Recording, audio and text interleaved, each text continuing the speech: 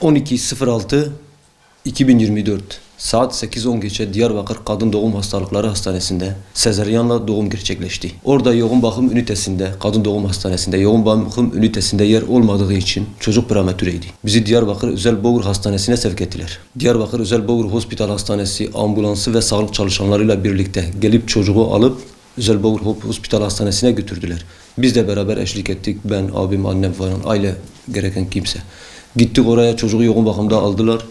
İşlemlerini falan yaptılar. Sadece bize denilen, dedi sık sık anne sütü getirin. Ben de sık sık anne sütü götürüyordum. Haftanın 2-3 günü veya 4 günü ne zaman isterlerdiyse. Süt zaten fazla da kalıyordu.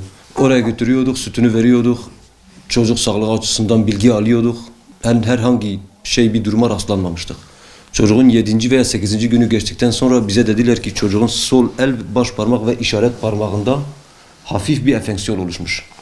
Enfeksiyondan sonra 37 gün falan yoğun bakımda kaldı. Bizi aradılar ki dediler annesiyle beraber gelsin, orada çocuğu kendi imkanlarıyla emelim. Çocuk süt alabiliyorsa sizi 2-3 gün aşağı katta alıp eve taburcu edeceğiz. Annesiyle beraber hastaneye gittik. Süt verdi. Annesi dışarı çıktı, ağlıyordu. Dedim niye ağlıyorsun, ne var? Dedi çocuğun eli şu anlık sakattır. Geçici veya kalıcı. Sonra doktorun yanına gittik. Oradaki yoğun bakım doktorun yanına gittik. Dedik hocam böyle bir durum var. Dedi evet böyle bir durum var. Ama bize söylemediler çocuğun sol baş parmak ve işaret parmağında kalıcı veya geçici hasar olduğunu. Sonra biz araştırdık, başhekim falan. Başhekim dedi benim de haberim yok. 15 günden sonra o da öğrenmiş. Bize dediler ki büyük bir ihtimal enfeksiyon kapmış. Serum falan, tedavi falan takarken zaten hastanın ihmali var. Bu olay 19.06'da oluşmuş. Biz çocuğu 12.06'da oraya yatırdık. 20.07.2024'te fizik tedaviye başladılar. Zaten tedaviye de geç başladılar. Bir 20 günlük tedavi yaptılar. Tedavi sadece manuel tedaviydi. Hiçbir olumlu tedavi almadık.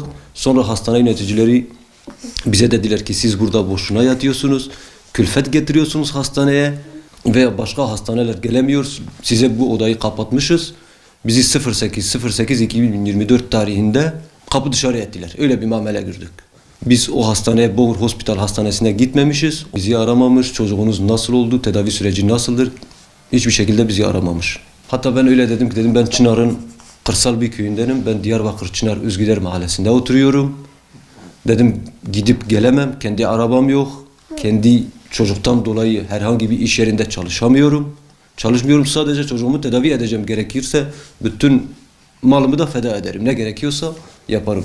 Kesinlikle hastane böyle bir teklifte bulunamadı. Hastane dedi bize külfet getiriyorsunuz. Çocuk şu anda burada yatıyor. Bu fizik tedavi boştur. Bizi kapı dışarı ettiler 08.08.2024 tarihinde. Bir de bizim kafamıza zaten böyle bir soru işareti takıldı. Bu yeni doğan çetesinden dolayı demiyorum bu hastane böyledir ama kafamızda bir soru işareti var. O günden sonra kendi imkanlarımla il dışına da Batman'a götürdüm. Diyarbakır'ın bütün özel ve devlet hastanelerine götürdüm. Dediler ki çocuk ya bu eller ya bu parmaklar böyle kalacak ya da kesilecek. Çoğu doktorlar öyle dedi.